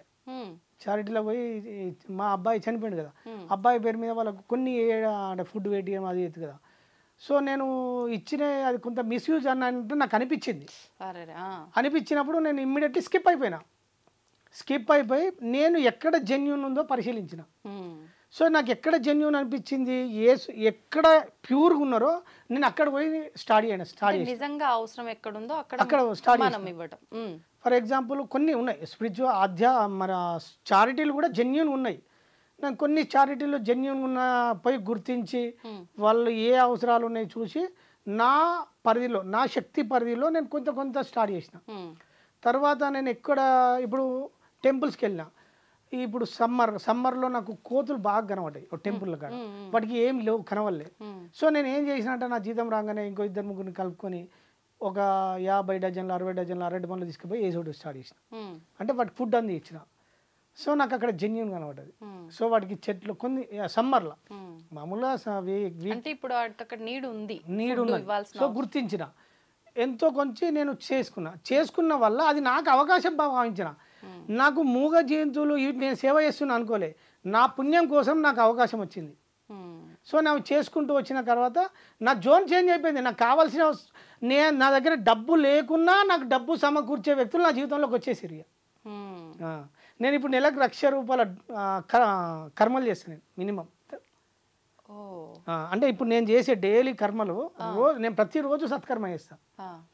ఒక రోజు నేను అన్నం తినకుండా ఉంటా కానీ కర్మ చేయకుండా మాత్రం ఉండను. ఎందుకంటే నా కర్మ మీద అంత ఆ స్పష్టత ఉంది కనుక నేను చేసుకుంటూ వచ్చినప్పుడు నా జోన్ మొత్తం చేంజ్ అయింది. నా దగ్గర డబ్బు లేకున్నా ఆ సమయానికి డబ్బు అందించే వ్యక్తులు నా జీవితంలోకి వచ్చేసారు. ఎందుకు చేస్తున్నారు అంటే నేను నా ఎక్స్పెరిమెంట్ అసలు ఏంది లైఫ్ ఏంది అంటే ఏం చేస్తే ఏమవుతుందనే ఒక ఆలోచన మీకు వచ్చింది కాబట్టి చేస్తున్నారు. అంటే కర్మ నడిపిస్తుంది అంతిమంగా. ఇప్పుడు మా అబ్బాయి చనిపోయాడు కదా మేడం, అసలు ఎందుకు ఇదంతా ఎవరు జరుగుతుంది, మనిషి వెనకాల ఏమున్నది అంటే వెనకాల కర్మఫలం ఉంది. సో నేను కర్మఫలము ఎటువంటి కర్మ చేస్తే ఎటువంటి ఫలం వస్తుందని నాకు అవగాహన ఉంది కాబట్టి నేను ఈ కర్మలు చేసుకుంటూ పోయినప్పుడు ఏ కర్మ ఎంత రిజల్ట్ వస్తుంది తెలుసుకోవడం కోసం చేసిన ఇవన్నీ. ఇప్పుడు మీలాగా ఆలోచించి కొంతమంది అంటే ఇంత డెప్త్గా ఆలోచించకపోయినా సామాన్యులు కూడా కొంతమంది అంటే వాళ్ళు తప్పు చేశారో ఒప్పు చేశారో అదంతా పక్కన పెడితే ఎక్కువగా ధార్మికమైన విషయాలకి ఇలా సేవలు చేయడం కానివ్వండి, అది అంటే స్పిరిచువల్గా కానివ్వండి, లేకపోతే పర్సన్కి సహాయం చేయడం ఏదో ఒక మంచి పని చేస్తూ ఉంటారు. అయితే వాళ్ళు కొంతమంది ఏమో ఫలాన్ని ఆశించి చేస్తారు, కొంతమంది ఆ ఫలాన్ని ఆశించకుండా చేస్తారు. కానీ మొత్తానికి ఇప్పుడు మీరు చెప్పిన దాన్ని బట్టి నాకు అర్థమైంది ఏంటంటే మనం ఎటువంటి కర్మ చేస్తే అటువంటి ఫలితం. మరి దీన్ని స్వార్థం అనొచ్చు కదా? నేను స్వార్థం అనుకుంటలేను, నేను అడుగుతున్నా. అంటే నా ఉద్దేశంగా అనిపించింది మీరు ఇది చేస్తే ఇది నేను క్రియేట్ చేసుకుంటున్నా అన్నారు కాబట్టి చూసే దృష్టిని అట్టు ఉంటది మేడం. అంటే మీరు తప్పుగా అనుకోవద్దు, అలా ఆలోచించే వాళ్ళకి ఒక సమాధానం. అంటే మీకు ఒక చెప్తా, మనకు దృష్టి ఎట్లుంటది అంటే మీరు ఏమనుకో, ఇది ఒక చిన్న రాసి చెప్తా. ఇప్పుడు ఒక తల్లికి బేబీ పుట్టింది, చిన్న పసిపాప పుట్టింది. తల్లి ఆ పసిపాప పుట్టే క్రమంలో గంట సేపు పెయిన్ అనుభవిస్తుంది, పురిటి నొప్పులు. మన దృష్టి రెండు ఉంటుందండి, ఇక్కడ రెండు ఉంటుంది. 10 నిమిషాల తండ్రి సుఖానికి బేబీ పుట్టిందా, గంట సేపు తల్లి నొప్పులకు బేబీ పుట్టిందంటే రెండు కరెక్టే. అంతేనా కదా? సో మన దృష్టి ఇట్లుంటుంది అంతే. అంటే నీ భావన ఎలా ఉంది? సో ఇప్పుడు నా ఇంటెన్షన్ ఏంది, నా ఇంటెన్షను ఏది ఎలా పనిచేస్తుందో తెలుసుకోవడం కోసం స్టార్ట్ చేసిన. దాని మీద అవగాహన వచ్చింది నాకు. అవగాహన వచ్చినాక ఏం చేసింది, చాలామంది సొసైటీలో ఆర్థిక సమస్యలతోటి, కుటుంబ సమస్యలతోటి, రోగాలతోటి, ఎన్నో బాధలతోటి ఉన్నారు. వీళ్ళందరికీ నా ఎక్స్పెరిమెంట్లో నేను కొంతమందికి చెప్పినప్పుడు కొంతమంది ఈ పాటించడం స్టార్ట్ చేశారు. పాటించడం స్టార్ట్ చేసే క్రమంలో నేను చాలామందికి చెప్పిన, చాలామంది చేస్తారు. ఒక వ్యక్తికి నాకు ఒక వ్యక్తి వచ్చినప్పుడు నువ్వు నెలకు చిట్టికి వేస్తున్నావు అన్న, అంటే నేను నెలకు ఒక 6,000 చిట్టి కడుతున్నా అన్నాడు. నా మాట నమ్మి నెలకు 6,000 దానిలో కాదు ప్రకృతిలో నేచర్లో పెట్టుబడి పెట్టు, నెలకు 6,000 కడితే ఒక 2 సంవత్సరాలకు ఒక 1,00,000 2 లక్షలు డబ్బులు వస్తాయి, ₹1,00,000 వస్తాయి. అది ఎన్ని సంవత్సరాలకు? 20 నెలలకి. సో ఈ 20 నెలలు నేను చెప్పినట్టు నువ్వు ఖర్చు పెట్టగలుగుతావా, నీకెంత వస్తుందో చూడన్న. సో ఆయన చేసుకుంటూ పోతే ఒక 1 ఇయర్లోనే ఆయనకి ఎక్స్పీరియన్స్ ఒక 10 లక్షలకు సంబంధించిన అంటే అంత లాభానికి వచ్చే పరిస్థితులు క్రియేట్ అయినాయి ఆయనకు. ఎలా, ఏ రకంగా అంటే ఆయనకు ఆ పరిస్థితులు క్రియేట్ అయినాయి. అంటే ఆయనకు ఒక చిన్న అవకాశం వచ్చింది, అవకాశం కల్పించే వ్యక్తులు వచ్చిన వల్ల ఆయన గతంలో ఎంతో ఇబ్బందులు పడ్డాడు, హఠాత్తుగా మంచి మేల్కొల్పు జరిగింది. అయితే ఇప్పుడు ఇక్కడ నేను ఇంకొకటి అడగాలనుకుంటున్నా, ఒకవేళ ఆయన తలరాతలోనే ఇది ఈ టైంకి ఇలా జరగాలనుందేమో, ఈ సంవత్సరం పాటు ఇది చేయటం వల్లే అని మనం ఎలా నిర్ధారణ చేసుకోవచ్చు? మనం అనుకోవచ్చు, అలా గ్రూప్ లో ఉండొచ్చు, కానీ నేచర్ మనకు ఆ గ్రూప్ లో లింక్ అయి ఉండొచ్చు. అనుకున్నా ఈ క్షణం మన చేతులు ఉంది కదా. ఇప్పుడు మన డిజైన్, ఇప్పుడు వేరే వ్యక్తి ఉన్నాడు అనుకో మేడం, అంటే బ్యాడ్ జోన్లో ఉన్నాడు. సరే ఇప్పుడు సంతోష్ గారు చెప్పింది, సంతోష్ బుద్ధ చెప్పింది బాగుంది అని స్ట్రాంగ్ నిర్ణయం తీసుకున్నాడు అనుకో, స్ట్రాంగ్ నిర్ణయం తీసుకొని మార్చుకున్నాడు అనుకో, ఆయన ఫ్రీ విల్ను పట్టుకున్నట్టా లేదా? సో ఇది అనమాట. సో ఎప్పుడైతే మనం స్ట్రాంగ్గా నిలబడతామో, ఆ పరిస్థితులను తట్టుకొని నిలబడతామో, ఇప్పుడు మన ప్రారంభం ఎట్లా తీసుకెళ్తుంది, పరిస్థితులే కదా. ఆ పరిస్థితులు క్రియేట్ అయితేనే కదా. నువ్వు ఆ పరిస్థితులతో ఇరకకుండా నువ్వు స్ట్రాంగ్గా నిలబడ్డప్పుడు ఆ ఫలం నేను అంటకుండా దూరం అవుతుందా లేదా? సో నువ్వు కొత్త జోన్లోకి ఎంటర్ అవుతున్నావు, ఇక్కడ కొత్త గ్రూప్లోకి ఎంటర్ అవుతున్నావు. నువ్వు నీ కొత్త గ్రూప్లోకి ఎంటర్ అయినప్పుడు ఈ కర్మను బేస్ చేసుకొని నువ్వు ఏ ఫలాన్ని కోరుకుంటున్నావో, నీ ఇంటెన్షన్ ఏంది, నీ భావనను బట్టి నేచర్ ఏం చేస్తుందంటే నీకు ఏది కావాలో అది సమకూరుస్తుంది. అది ఆ సంబంధించిన వ్యక్తులు నీ జీవితంలోకి ప్రవేశిస్తారు. ఓకే, అంటే ఫైనల్గా ఇప్పుడు మీరు చెప్పిన దాన్ని అంతటిని బట్టి నాకు అర్థమైంది ఏంటంటే, ఖచ్చితంగా మనం గత జన్మలో చేసుకున్న కర్మని మనం నడిపిస్తుంది, అది అనుభవిస్తూనే దాన్ని తొలగించుకుంటున్నాము ఒక రకంగా. అనుభవంలోకి వస్తుంది, మనల్ని కర్మ నెట్టుకుపోతుంది మేడం. మనము అనుభవించడం కాదు, ఆ కర్మ ఫలము మన జీవితాన్ని నెట్టుకెళ్తుంది. వాస్తవం. నెట్టుకెళ్తున్న క్రమంలో నువ్వు బ్యాడుగున్నావా గుడ్డుగున్నావా? గుడ్డుకుంటే ఓకే, నీకు అన్ని భోగాలు అవన్నీ ఉంటే ఓకే, కానీ దుఃఖం ఉంటే మనిషికి కొంచెం ఇబ్బంది అవుతుంది కదా. సో ఈ జోన్లోకి వెళ్ళి వీడు గుడ్ జోన్లోకి రావాలి. గుడ్ జోన్లోకి రావాలంటే ఏం చేయాలి? సత్కర్మలు చేయాలి. అంటే మనం ఆ ప్రవాహంలో కొట్టుకుపోవడానికే వచ్చాము, ఎలాగూ తోసేస్తుంది. కాకపోతే నువ్వు ఆ ప్రవాహంలో కొట్టుకోకుండా ఉండాలి అని అంటే ఇలాంటి మంచి పనులు కనుక లైఫ్ లో నువ్వు యాడ్ చేసుకుంటే, అంటే ఇప్పుడు రైతు ఏ పంట వండడానికి ఎటువంటి విత్తనాలు నాటుతాడో, మనకి ఏది కావాలనో అది సొసైటీకి ఇవ్వడం రావాలి. మనకు ఆ ఇవ్వడం వచ్చినప్పుడు తీసుకునే నేచర్ ఏం చేస్తుంది, నీ లోపల ఎప్పుడైతే చెయ్యాలని ఉద్దేశం స్టార్ట్ అయిందో సంబంధించిన వ్యక్తిని నీ ముందుకు తీసుకొస్తుంది. అప్పుడు మనం ఏం చేయాలంటే, ఒక వ్యక్తి నా జీవితంలోకి వచ్చిండు అంటే నేను గుర్తించాలి. గుర్తించి తనకు కావాల్సింది నేను సమకూర్చడం స్టార్ట్ చేయాలి. నువ్వు ఎప్పుడైతే సమకూర్చినవో నీ పని మళ్ళీ నేచర్ చూసుకుంటుంది. అంటే ప్రకృతి, మనం అనుకుంటాం కదా, అంటే కొన్ని సందర్భాల్లో పెద్దవాళ్ళు చెప్తారు, మనం చేస్తున్నది 4 గోడల మధ్య చేసినా ఎవరు చూడట్లేరు అని చెప్పి, అది తప్పైనా ఒప్పైనా ఏదైనా చేసేస్తాం కానీ అంతా మనకు ఇప్పుడు ఇది ఎంత దృశ్యం మీ మైండ్ లో రికార్డ్ అయిందా లేదా? ఒక వ్యక్తి ఇప్పుడు ఫర్ ఎగ్జాంపుల్ ఒక పామును చంపిండు, మైండ్ లో దృశ్యం రికార్డ్ అయిందా లేదా? అవుతుంది, ఇది కనెక్ట్ అవుతుంది. ఒకవేళ ఇప్పుడు అంటే మీరు ఇప్పుడు ఇదన్న తర్వాత నాకు ఒకటి అనిపించింది, మనం స్వతహాగా మన చేతులారా మనం ఏదైనా చేసి ఎదుటి వారిని ఇబ్బంది పెట్టి అది మాట రూపంలోనో చేతల రూపంలోనో అది మనకు కర్మగా వస్తుందా, లేదు పక్కన వాళ్ళు ఎవరినైనా ఇబ్బంది పెడుతుంటే మనం అక్కడ ఉండి దాన్ని ఆపలేకపోతే కూడా అది కర్మగా మనకు వస్తుందా అంటే ఎలా తీసుకోవచ్చు? అంటే మన ఇంటెన్షన్ ముఖ్యం. అక్కడ నీకు శక్తి ఉండి నువ్వు ఎదుటి ఒక వ్యక్తి గాయపడుతున్నప్పుడు, ఒక ఇబ్బంది పడుతున్నప్పుడు నీకు శక్తి ఉండి నువ్వు స్పందించకపోతే కర్మ చుట్టుకుంటుంది. నీకు శక్తి లేక నువ్వు బలహీనం అయితే నీకు కర్మ చుట్టుకోదు. ఇప్పుడు ఈ కర్మ యొక్క తీవ్రత ఎలా ఉంటుందని చెప్పొచ్చు? అంటే నేను సొంతంగా చేస్తే ఎలా ఉంటుంది, పక్కన వాడు చేస్తుంటే ఇప్పుడు మీరు అన్న ఈ పరిస్థితుల రీత్యా వచ్చే కర్మ ఎలా ఉంటుంది, ఏదైనా సమానమే అంటారా? లేదు, కర్మ ఈ స్థాయిని బట్టి ఉంటుంది. ఏ స్థాయి ఏ గ్రూప్లో ఎంతవరకు ఉన్నది అన్నది ఉంటుంది. ఎలా ఈ స్థాయి అంటే ఎలా అండి? అంటే ఎట్లా అనుకుంటుంది అంటే, దీనికి ఒక చిన్న స్టోరీ చెప్తాను మేడం. ఒక వ్యక్తి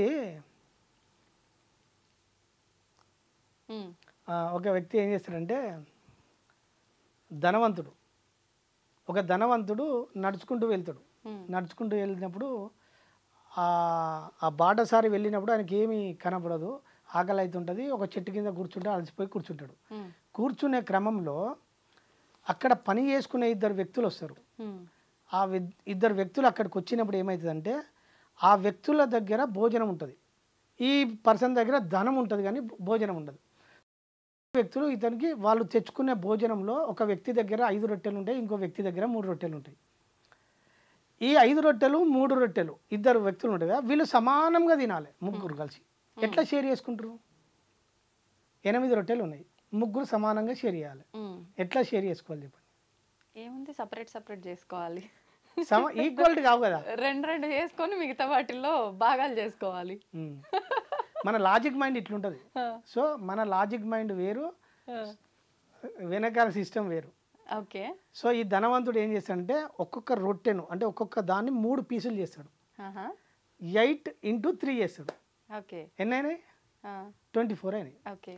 ఇప్పుడు 24 అయినప్పుడు ఇందరు సమానంగా మనిషి 8 పీసులు అవుతాయి. తిన్నారా లేదా? తినే క్రమంలో ఈయన కృతజ్ఞతగా వీళ్ళిద్దరికి 8 బంగారు నగలు ఇచ్చిపోయాడు. ఇప్పుడు వీళ్ళిద్దరు పంచుకోవాలి. ఆయన వెళ్ళిపోయింది, ఇచ్చిండు, కృతజ్ఞతగా ఇచ్చి వెళ్ళిపోయాడు. 8 ఇస్తే చెరసగం కదా, ఇంకేముంది అక్కడ. ఇప్పుడు మీ దగ్గర 5 రొట్టెలు ఉన్నాయి, నా దగ్గర 3 ఉన్నాయి. మీరేమన్నా ఒక రొట్టె ఎక్కువ ఉంది కదా, మీ లోపల ఏమైతుంది, ధనం 2 అన్నదమ్ములను విడదీస్తుంది, ఆశ పుడుతుంది. నాది ఎక్కువ ఉంది కాబట్టి నేను ఎక్కువ తీసుకుంటాను. అంతే, పుడుతుందా లేదా? అవునవును. సో మీ లోపల ఎప్పుడైతే ధనం కనబడంగానే ఆశ పుట్టిందో గొడవ స్టార్ట్ అయింది. నాకు 5 కావాలని మీరు అంటారు, అట్లెట్లుంటే శరీరం తీసుకోవాలని నేనంట. అర్థమైందా? అంటే వీళ్ళిద్దరు గొడవ స్టార్ట్ అయింది. ఈ గొడవ క్రమేపీ గ్రామంలోకి వెళ్ళిపోయింది, పెద్దల కాడికి పోయింది. పెద్దల కాడికి పోయినప్పుడు ఆ గ్రామంలో ఉన్న గ్రామ పెద్ద రాజు అనుకోండి, ఈ పంచాయత్ చూసి సగం తీసుకోమంటే ఇతనికి కోపం, 5 తీసుకోమంటే ఇతనికి కోపం. ఈ పంచాయతీ ఎవరు చెప్పినా తీర్మానం చేయాలి. ఆ గ్రామంలో ఉన్న రాజు ఏం చేస్తాడంటే అరే పలానా వ్యక్తి ఆయన నీతిగా చెప్తారా, ధర్మాత్ముడు, ఆయన రమ్మని పో అని చెప్పి తోలుకొస్తాడు. తోలుకొచ్చి ఈ పంచాయతీ అన్ని విన్న తర్వాత ఇది కొంచెం గందరగోళంగా ఉన్నది, నేను రేపు చెప్తా అని అంటాడు. రేపు చెప్తా అని ఇంటికి వెళ్ళి పడుకుంటాడు. పడుకోగానే ఆయనకు డ్రీమ్లో వస్తుంది, ఎందుకు ఇన్ని తీర్మానాలు చేసినావు, ఏ చిన్నది మిస్టేక్ చేయలే. అప్పుడు ఏం చెప్పి డ్రీమ్లో ఈ 5 రొట్టెల వ్యక్తికి 7 బంగారు నగలు ఇయ్యి, 3 రొట్టెలైనకు ఒకటే బంగారు నగ ఇయ్యి అని డ్రీమ్లో చెప్పిపోతాడు గాడ్. ఎందుకని అట్లా చెప్తాడు. ఇక్కడ ఇక్కడ వస్తాడు. ఇక్కడికి వచ్చి తీర్మానం చెప్పే క్రమంలో ఇక్కడికి వస్తాడు. చెప్పే క్రమంలో ఈయన ఇక్కడికి వచ్చినాక మామూలుగా సరిసగం తీసుకుంటే గొడవ, 3 ఇవ్వమంటే గొడవ అయింది. ఇప్పుడు వీనికి 7 ఇచ్చి వీనికి ఒకటే ఇస్తే గొడవ కదా, ఇంకెందుకు కాదు, ఇంకా పెద్ద గొడవ, ఇంకా పెద్దగా అవుతుంది. అప్పుడు ఈయన పిలుస్తాడు, నువ్వు ఎన్ని రొట్టెలు తెచ్చినావు అంటాడు. 5 తెచ్చినా అంటాడు. ఒక్కొక్క దాన్ని కడియేస్తే ఎన్నైనా అంటాడు. ఒక్కొక్క దాన్ని కడియేస్తే 5 ఇంటి ఎన్నైనా మేడం 15. ఆయన ఎన్ని తిన్నాడు మేడం? ఈయన 8 తిన్నాడు. 7 ఎవరికి ఇచ్చారు? 7 అతనికి ఇచ్చారు, ఆ ధనవంతునికి ఇచ్చారు. ఇంకో వ్యక్తిని పిలుస్తాడు, నువ్వు ఎన్ని తెచ్చినావు? 3 రొట్టెలు తెచ్చినావు. నువ్వు ఎన్ని కడి చేస్తే 9 అయినాయి. నువ్వు ఎన్ని తిన్నావు? 3 తిన్నావు. 8 తిన్నాడు. ఎన్ని మిగిలినవి? ఒకటే. సో నువ్వు ఇచ్చిన దానికి ఫలితం నీకు దక్కుతుంది, తన ఇచ్చిన దానికి ఫలితం తనకు దక్కుతుంది. క్లారిటీ ఉందా లేదా? సో మన లెక్కలు వేరు, గాడు లెక్కలు వేరు. కర్మ ఇంటెన్షన్లో నువ్వు ఎటువంటి ఉద్దేశంతో చేస్తున్నావు, ఎంత రోల్లో ఉన్నావు. ఇప్పుడు మనం ఒక జీవ హింస చేస్తాం. ఇప్పుడు ఫర్ ఎగ్జాంపుల్ మేకనికి వస్తాం, ఒక సోక వస్తాం. అందరు ఏమనుకుంటారంటే కోసేవానికి కర్మఫలం అనుకుంటుంది, తినేవానికి అంటుకుంటుంది ఫలం. ఎట్లా? కారణం వీడైతే రీజన్ ఎవడు, కారణానికి ఫలితం అంటుకుంటుంది. మరి వాడు కొయ్యందే మనం తినం కదా. లేదు, వాడు ఎందుకోసం కోసాడు? మనం తినడం కోసమే. అంటే వాడు బిజినెస్ కోసం వాడు లేదు నీకు అట్లా అనిపిస్తుంది. అట్లా ధర్మం సిస్టమ్ వేరుంటది. ఇప్పుడు వీళ్ళిద్దరు 5 రొట్టెలు నాకు ఆశించిండా? లేదు. సో జరిగిందా లేదా? ఆశించినా ఆశించకున్నా. కానీ వాడు కూడా కావాలని ఎవరో వస్తారు, వాళ్ళకి పెడతాము, ముగ్గురం ఉంటాము అంటే మన మైండ్లో ఏమున్నది, బిజినెస్ అవుతుందనే కదా. వేరే వ్యక్తులు ఉంటేనే కదా వాడు కోసేది. నాకు బిజినెసే కాదు అనుకుంటే వాడు ఎందుకు హింస చేస్తాడు? ఓకే, అంతే కదా. అంటే లెక్కలన్నీ చాలా పర్ఫెక్ట్గా ఉంటాయి, ఏ చిన్న మిస్టేక్ రాదు అనుకుంటాం. నోటిలో చిన్న మాట కూడా వృధా కాదు. అంటే మనం ఏది ఇస్తే అది తిరిగి వస్తుంది అనడానికి మేడం ఒక చిన్న రహస్యం చెప్తా. మన అవుట్పుట్ నిరంతరం పొద్దున లేచి నైట్ పడుకునేదాకా మన అవుట్పుట్ ఎటువంటి మాటలు వెళ్తున్నాయి, ఎటువంటి థాట్స్ బలంగా వెళ్తున్నాయి, ఎటువంటి చర్యలు బలంగా జరుగుతున్నాయి, అన్నింటికీ ఫలితం సృష్టించబడుతుంది. అదే నీ మొత్తం అవుట్పుట్ ఏం జరుగుతుందో నీ అవుట్పుటే నీ జీవితం. ఇదే ఫైనల్. ఇది ఒక్కటి బాగా అర్థం చేసుకుంటే జీవితం చాలా ఆనందంగా, ఆ ఎరుకను పెంచుకొని కర్మలు చేస్తే హ్యాపీగా ఉంటాడు మనిషి. కానీ మీరు అన్నంత ఈజీ ఏం కాదు.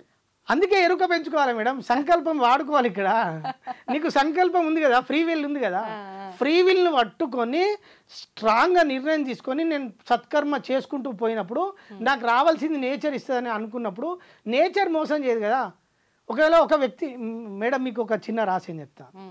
ఈ మధ్యలో నాకు టీచర్ వచ్చిండు, గవర్నమెంట్ టీచర్ వచ్చిండు. ఆయనకు 1,50,000 జీతం. నా దగ్గరికి వచ్చిండు. జీతం 1,50,000, ఆ కుటుంబం ఎంత బాగుంటుంది, అంత హ్యాపీగా అన్నీ ఉంటుందా లేదా? సో పిల్లలు చదువుతున్నారు, మంచి చదివే దశకు వచ్చేసరికి ఇల్లు కట్టుకున్నాడు, అంత కంఫర్ట్గా ఉన్నాడు. మంచి టీచర్లు ఎక్కడ సిస్టమేటిక్గా ఉంటారా లేదా, ₹1 కూడా మిస్యూజ్ చేయరు. సో ఈయనకి ఏం పుట్టిందంటే ఒక బుద్ధి పుట్టింది. బ్యాడ్ జోన్ ఎంటర్, అంటే కర్మ పూర్తి అయిపోయింది, పుణ్యం పూర్తి అయిపోయింది, బ్యాడ్ ఎంటర్ అయింది. బ్యాడ్ ఎంటర్ అయినప్పుడు ఏమైంది అంటే ఈ డబ్బులు సరిపోతలేవు, పిల్లలు చదువులకు పెరిగిర్రు, ఇంకా డబ్బులు కావాలని ఏం చేసిండంటే ఒక చిట్టి వేయడం స్టార్ట్ చేసిండు. చిట్టి వేయడం స్టార్ట్ చేసినప్పుడు ఏమైందంటే ఒక గ్రూప్ ఆఫ్ పీపుల్ అయితే ఒక 20 మంది చిట్టి ఎత్తారు, అంటే ఈయనకు ఒక చిట్టి మిగులుతుంది, కొంత డబ్బు మిగులుతుంది. బిజినెస్ స్టార్ట్ చేసిండు, అందులో కొంత వస్తుంది అని చేసి స్టార్ట్ చేసిండు కదా, బుద్ధి అటువైపు లాక్కెళ్ళింది, స్టార్ట్ చేసిండు. ఇట్లా 1 పోయింది, 2 పోయినాయి, 3 పోయినాయి, 4 పోయినాయి, ఒక 6-7 చిట్టీలు స్టార్ట్ చేసింది. ఈ క్రమంలో కొంతమంది డబ్బులు అందని వాళ్ళు ఉంటారు కదా, వాళ్ళు కట్టడం మానేసారు, కొంతమంది కట్టలే.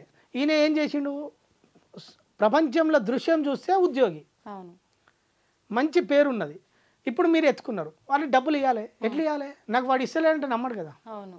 అరే నమ్మడు. సో ఈ క్రమంలో ఏం చేసిండంటే తన సొంత డబ్బులు ఇవ్వడం స్టార్ట్ చేసిండు ఎత్తుకున్న వాళ్ళకు. వీళ్ళు ఎప్పుడో ఇస్తారు అని. ఈ కాలక్రమంలో ఒక 5 సంవత్సరాలు గడిచిపోయింది. ఈ 5 సంవత్సరాల కాలం ఏమైందంటే 2 కోట్ల పోయింది. ఇప్పుడు ఈయన జోన్ ఎట్లా అయింది, ఎంత గందరగోళంగా ఉంది. అదే బ్యాడ్ టైంలో స్టార్ట్ చేశాడు ఆయన, స్టార్ట్ చేసిన. సో అదే ప్రాథమిక దశలో ఈయనకి ఈ జ్ఞానం వస్తే వచ్చిన దానిలో కొంత సేవ ఉపయోగించినప్పుడు ఈయన పుణ్యం పెరిగినప్పుడు ఆ డైరెక్షన్లో వెళ్ళకపోవు కదా, ఈయన గుడ్ జోన్లో ఉండేటోడు కదా. అది ఓకే. అంటే ఇక్కడ మళ్ళీ అంటే జ్యోతిష్యాన్ని తీసుకురావాల్సి వస్తుంది. అంటే కొన్ని సందర్భాల్లో మనకి ఏదైనా బిజినెస్ స్టార్ట్ చేయబోతున్నాం, ఏదైనా పని ప్రారంభించబోతున్నాం అన్నప్పుడు నీకు ఇప్పుడు బ్యాడ్ టైం నడుస్తుంది, వద్దు నువ్వు ప్రారంభిస్తే అంత లాస్ అని అంటారు. అంటే ఇలాంటివి నమ్మొచ్చేమో కదా ఇక్కడ. అంటే జ్యోతిష్య శాస్త్రం అంటే ఏంది, నీ ప్రణాళిక, జన్మ ప్రణాళికను చెప్పడం. కానీ మూలం ఏంటంటే నీకు యాజ్డీస్గా చెప్పే జ్యోతిష్యులు లేడు ఇప్పుడు. కాకపోతే నీ టయాన్ని చెప్పొచ్చు, నీకు టైం గుడ్ నడుస్తుందా బ్యాడ్ నడుస్తుందా. బ్యాడ్లో ఉన్నప్పుడు నువ్వు స్పందించకు, దేనికి స్పందించకు. ఎప్పుడైతే స్పందించినవో అలా ఇరుక్కపోతాడు, ఆ పరిస్థితుల్లో ఇరుక్కపోతాడు, బయట పడలేడు, పడనీయది. ఇప్పుడు మీకు ఒక 10 లక్షలు అప్పు చేసిరు మేడం, ఇప్పుడు అవి కట్టడానికి ఏమి చేస్తారు, మీకు వేరే ఆప్షన్ లేదు, ఇంకో దగ్గర తీసుకోవాలి. ఇట్లా చైన్ తిరుగుతూ ఉంటుంది. తిరిగేటప్పుడు ఎప్పుడు మేల్కొంటాడు తెలుసా, ఇది వీని ఏ ఆధారం లేనంత వరకు ఈ జోన్లో ఉంటాడు, అప్పటికి తలసిమప్పుడు అవుతుంది, ఇంకా బయటికి రాలేడు. అందుకనే ఎప్పుడైతే స్పందనలో ఇరికినమో జీవితం గందరగోళంలో పడుతుంది. అంటే ఇందాక మీరు అన్నట్టు ఆ కర్మ ప్రవాహం అనేది ఇలా తీసుకెళ్లాల్సింది ఉంది, కానీ ఆయన గనక ఒక నిశ్చలమైన సంకల్పంతో ఉంటే వద్దు ఈ బిజినెస్ నాకు అనిపించి ఆగిపోయి ఉంటే ఇదంతా జరగకపో. అంటే మన చేతుల్లో ఉంది, మన లైఫ్ సేఫ్ జోన్లో ఉంటుంది ఆ టైంలో. అది ఇప్పుడు నేను దానికి కొంతమందికి చెప్పడానికే నా ప్రయత్నం. అలా మీరు చెప్పి వాళ్ళ లైఫ్ లో చేంజ్ అయిన వాళ్ళు ఉన్నారా? ఉన్నారు. ఎంతమంది ఉండొచ్చు అట్లా? అంటే నేను ఇప్పుడే జస్ట్ నేను మార్కెట్ ఇప్పుడు బయటికి వచ్చి ఒక 4-5 నెలలే. అంటే అంతకుముందు కనబడకుండా నా దగ్గరకు వచ్చిన వాళ్ళకి చెప్పిన, ఇప్పుడు నేను మీడియా ముందకంగా చాలా మందికి అవగాహన కల్పిస్తున్నా. కొంతమంది బ్యాడ్గా ఇక్కడ లాస్ అయిన వాళ్ళు వచ్చారు నా దగ్గరికి, ఇలా బిజినెస్ విషయంలో ఇట్లా చాలా మంది. ఈ లాంగ్ అంటే చాలా డెప్త్గా లాస్ అయిన వాళ్ళు వచ్చింది నా దగ్గర, కోట్లలో లాస్ అయిన వాళ్ళు వచ్చారు. సాల్వ్ చేశారా మీరు సమస్యను? చెప్పిన సాల్వ్ చేయడం కాదు, వాళ్ళను ఎలా బయటపడాలనో చెప్పిన, ఎలా బయటపడతారు, ఏం చేస్తే బయటపడతారు. సో మీరు ఏం చేస్తే జీవితం మారడానికి అవకాశం ఉంటుంది. సో అట్లా నేను కొన్ని చెప్పడం వల్ల ఏమైందంటే వాళ్ళ లోపల ప్రాథమిక దశలో కొంచెం బాధ నుంచి బయటపడ్డారు. అంటే ఇమ్మీడియట్లీ ఇప్పుడు మనం సో మెల్లగా స్లోగా ఆ బాధ నుంచి బయటపడ్డప్పుడు మెల్లగా ప్రయత్నాల వల్ల కొంచెం సేఫ్ అవుతారు. సేవ్ అయినప్పుడు కాలక్రమాన అది పెరుగుతూ ఉంటుంది. ఓకే. ఇప్పుడు మీరు చెప్పినట్టుగా తీసుకుంటే ఎక్కువగా భగవంతుని నమ్మే వాళ్ళు కూడా కొన్ని విరుద్ధమైన మాటలు మాట్లాడొచ్చు. అంటే ఇప్పుడు మీరు చెప్పినట్టుగా మనం పొద్దున్న నుంచి నైట్ వరకు మనం చేస్తున్న ప్రతి పని పైన ఒక అవగాహన, ఏం చేయాలన్న ఆలోచన కరెక్టా కాదనే ఒక క్లారిటీ ఇంపార్టెంట్. అవి 3 కరెక్ట్ గా ఉంటే మనం అలా కొట్టుకొని పోవాలా, లేదు ఇలా ఒడ్డున ఉండాలా అనేది మన చేతుల్లో ఉంది. మరి భగవంతుడి పని ఏంటండి ఇక్కడ? మనమే అన్ని క్రియేట్ చేసుకుంటే అసలు మన జీవితానికి భగవంతునికి సంబంధం లేదు. ఎందుకు లేదు? ఎందుకుంటది? ఆల్రెడీ ఆయన క్రియేట్ చేసి పెట్టిండు కంపెనీ. ఎవరు రన్ చేస్తారు ఇక్కడ? సిస్టమ్ రన్ చేస్తుంది, సృష్టి జరుగుతుంది. ఆయన CEO సాక్షిభూతంగా అక్కడ ఉన్నాడు అంతే. యజమాని గ్రౌండ్లోకి దిగుతాడా? రాడు. అంతే. ఆయన తయారు చేసి పెట్టిండు. ఆయనే సాక్షిభూతంగా సృష్టి జరుగుతున్న ఈ ఆటను గమనిస్తూ అట్లున్నాడు. గర్భగుల్లే భగవంతుడు చలించకుండా ఎట్లున్నాడో ఈ జగత్తులో మన లోపలనే ఉండి ఈ ఆటను గమనిస్తూ సాక్షి రూపంలో చూస్తూ ఉన్నాడు ఆయన. ఇది ఆట అనొచ్చా, మాయ అనొచ్చా? నేను ఆట అనుకుంటా, మీరు మాయ అనుకుంటారు. అంటే ఇంకా మీరు అన్న తెలిసిన వానికి ఆట, తెలియని వానికి మాయ. అందుకే తెలిసితే మోక్షము, తెలియకున్న బంధం అంటారు అన్నమయ్య. దానికి వివరణ ఏ రకంగా? తెలియకున్న బంధం అంటే ఇప్పుడు ఒక వ్యక్తి ఇరుక్కపోతాడు కదా, అంటే పట్టుకున్నది అక్కడ, ఆ పట్టుకున్నప్పుడు వీడు బాధపడుతుండే, పెయిన్ ఫీల్ అవుతుండాలి. అంటే నువ్వు జ్ఞానాన్ని తెలుసుకున్న రోజు దాని నుంచి విముక్తుడివై ఇప్పుడు మోక్షాన్ని పొందుతావు. ఒక వ్యక్తి నన్ను వచ్చి ఒక 5 లక్షలు మోసం చేసిండు. మోసం చేసినప్పుడు నాకు సత్యం తెలుసు, నేను ఏదో గత కర్మ ఫలం వల్ల ఈ వ్యక్తి ఎంటర్ అయ్యిండు, వీడు మోసపోయినా పోయేది పోయింది, నా కర్మ ఫలం అని నేను అనుకుంటా. నేను తీసేసిన, దాంతో డిటాచ్ అయిపోయినా, ఫ్రీ అయినా. కానీ మామూలు వ్యక్తి ఏమనుకుంటాడు, వీడు వచ్చి నన్ను మోసం చేసిండు, వీడి వల్ల నా జీవితం నాశనం అయిందని చెప్పి నేను ఇంకా ఫీల్ అవుతున్నానా లేదా, ఆ దుఃఖం ఉందా లేదా, ఆ బంధంలో అంటే సమస్యను పట్టుకుని ఉన్నదా లేదా మన మైండ్. సో అది బంధం.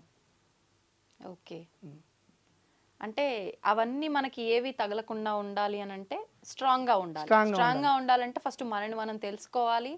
అది మళ్ళీ డిఫరెంట్ టాపిక్, అది మెడిటేషన్, ధ్యానము, ధ్యానంల పద్ధతులు, అది డిఫరెంట్ టాపిక్. ఓకే, ఇప్పుడు అంటే సపరేట్ అన్నారు ధ్యానము ఇవన్నీ. ఈ కర్మ ఇదంతా మనం ఏదైతే ఇందాక 3 సూత్రాలు అనుకున్నామో మన లైఫ్ ని నిర్ణయించబడేవి, అవన్నీ ఒక ప్రాసెస్, ఒక ఏకత్రాటిపైకి వచ్చి మనం కరెక్ట్ గా మన ఆలోచన ప్రకారం వెళ్ళాలంటే ధ్యానం ఉపయోగపడుతుంది అంటారా? ధ్యానం ఎందుకు, ధ్యానం వల్లనే నీకు జ్ఞానం వస్తుంది, ధ్యానం లేకుండా జ్ఞానం రాదు కదా. అయితే ఇప్పుడు మీరు చెప్పిన దాన్ని బట్టి ధ్యానం వల్ల జ్ఞానం వస్తుంది. జ్ఞానం వచ్చింది అని అంటే ఈ బంధాలలో చిక్కుకోకుండా మనం మోక్షాన్ని పొందుతాము. మీరు అన్నదానికి అర్థం అదేనా? అంటే ఇప్పుడు ఈ బంధాల్లో చిక్కుకోకపోవడము ఇవన్నీ ఉండాలంటే మనం ఒక ఆలోచన అనేది స్థిరంగా ఉండాలంటే ధ్యానం కంపల్సరీ. కానీ కొంతమంది చెప్తూ ఉంటారు, అంటే కొన్ని మార్గాలు ఉంటాయి, అది ధ్యానాన్ని ఎంచుకుంటావా, నామస్మరణ ఎంచుకుంటావా, లేదంటే భక్తి మార్గం ఎంచుకుంటావా, భగవంతుడి గురించి వినటమా, ఏం చేసినా కూడా అది మనం ఒక జ్ఞానాన్ని తెలుసుకోవటము, వినటము, అది ఏ రూపంలో అయినా కూడా ఓకే అంటారు కదా. అవును, ఓకే. మీరేమంటారు దాని గురించి? అంటే అన్ని పద్ధతులు, ఇప్పుడు మోక్షం అనేది డెస్టినీ ఫైనల్, అంటే మన ఎండ్ పాయింట్ అనుకుందాం. సో ఈ పరిణామ క్రమంలో విభిన్న దారులు అవి. భక్తి మార్గం అనేది పూర్తి సరెండర్నెస్, అంటే సమర్పణ భావంలో వెళ్ళిపోవాల్సింది. కానీ జ్ఞానం రాదు. ధ్యానం వల్ల జ్ఞానం వస్తుంది. జ్ఞానం వల్ల నీకు ప్రతి విషయం పట్ల స్పష్టత ఏర్పడి నీకు మూల చైతన్యం ఎలా పనిచేస్తుంది అనేది నీకు అర్థమవుతుంది. జ్ఞానం. కానీ భక్తి మార్గంలో పూర్తిగా దైవమే ఉంటాడు, తాను అనేది కోల్పోతాడు. అంటే అంతా ఆయన నడిపిస్తున్నాడు అనే ఆలోచన, అంటే నేను అనే అస్తిత్వం వదిలేసుకుంటాడు అక్కడ భక్తి మార్గంలో. అది వదిలేసుకోవాలి, వదిలేసుకోలేదనుకో మళ్ళీ అక్కడ అయిపోతాడు. ఓకే, అంటే మీ అన్వేషణ ఇది దాని గురించి మనం నెక్స్ట్ లెవెల్ ఒక చిన్న టాపిక్ చెప్తాం మేడం. జ్ఞానం వల్ల ఏమైందంటే మనలో పరిపక్వత దశకు వచ్చేసి స్టెప్ బై స్టెప్ ప్రతి విషయం పట్ల స్పష్టత ఏర్పడుతుంది. సో దానికి ధ్యానం గురించి ఒక సపరేట్ ఎపిసోడ్ పెడదాం. అంటే మనని మనం తెలుసుకోవాలి అని అంటే ధ్యానం మనకు ఉపయోగపడుతుంది. ధ్యానం ఉపయోగపడుతుంది. ఓకే, ధ్యానం వేరు, ధ్యాన స్థితి వేరు. ధ్యానం అనేది పద్ధతి చేయడం, ధ్యాన స్థితి రావడం అది మన చేతుల్లో ఉండదు. ధ్యాన స్థితి అంటే ధ్యానం అనేది ఒక ప్రాసెస్, ధ్యాన స్థితి అనేది దాని ఫలితం. అది ఇప్పుడు మనం నిద్ర రావాలంటే పడుకుంటాం, పడుకున్న తర్వాత నిద్ర సహజంగా వస్తుంది, అది మన చేతులు ఉండదు. సో ధ్యాన స్థితి అనేది నువ్వు మనసు లేకుండా అయినప్పుడు ఆ స్థితి ఎస్టాబ్లిష్ అవుతుంది. ఆ స్థితి వచ్చినప్పుడు మనం ఎట్లా ప్రిపేర్ అయి ఉంటాం, అది ఎట్లా జరుగుతూ ఉంటుంది, అది ఒక నెక్స్ట్ ఎపిసోడ్. తప్పకుండా అండి. సంతోషం అండి, నిజంగా చాలా మంచి విషయాలు అయితే మాట్లాడుకున్నాము. నిజంగా మంచి జ్ఞానం ఉంది. అంటే అనుకుంటారు కదా మనిషిని చూసి అంచనా వేయకూడదు అని చెప్పి, అది మీరు నిజంగా ప్రూవ్ చేశారు. ఇంత జ్ఞానం ఉందా అనే ఒక క్వశ్చన్ మార్క్ ఖచ్చితంగా మీరు క్రియేట్ చేస్తారు మిమ్మల్ని చూసిన వెంటనే. కానీ మీతో మాట్లాడితేనే తెలిసింది నిజంగా ఇంత జ్ఞానం ఉంది. అది మీతోటే స్టాప్ అవ్వకుండా నలుగురికి ఉపయోగపడేలా మీరు అందిస్తున్నారు. చాలా సంతోషం అండి. మీరు అన్నట్టుగా మరొక మంచి ఎపిసోడ్లో మరిన్ని విషయాలు మాట్లాడుకుందాం. Thank you madam. నమస్తే. మీకు అవకాశం ఇచ్చిన మీకు, మీ సిబ్బందికి ధన్యవాదాలు. తవ్వండి, తవ్వుతూనే శివలింగం సరే దాన్ని అట్లా కప్పేసేయండి, చూపించదండి. మూర్తి పూజ కాదు, సాక్షాత్ బ్రజేంద్ర నందన భగవాన్ ఉన్నారు మూర్తిలో. ఏమీ ఆశించకుండా ఆరాధించే వాళ్ళు కూడా ఉన్నారా ప్రభుజీ? నిజమైన భక్తి అంటే మనకు తెలియదు కాబట్టి